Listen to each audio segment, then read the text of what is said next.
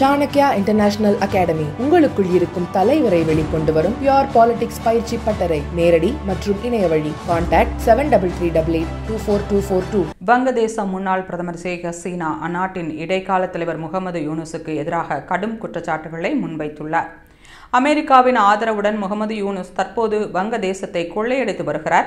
மாணவர் போராட்டம் என்ற பெயரில் நடந்த கலவரம் உண்மையில் அவரால் திட்டமிட்டு நடத்தப்பட்ட ஒரு பயங்கரவாத நடவடிக்கை. அதற்கான நிதி, ஆதரவு, திட்டமிடல் அனைத்தும் அவருடைய கட்டுப்பாட்டில் நடந்தவை என்றார்.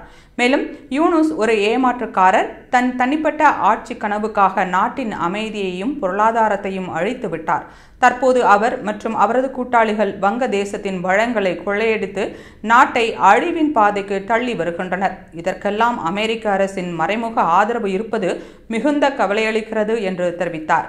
வங்கதேசத்தில் மாணவர் போராட்டம் தீவிரமடைந்ததை தொடர்ந்து அவாமி லீக் அரசு வீழ்ந்தது. பிரதமராக இருந்த ஷேக் ஹசீனா நாட்டை விட்டு இந்தியாவுக்கு தஞ்சமடைந்தார்.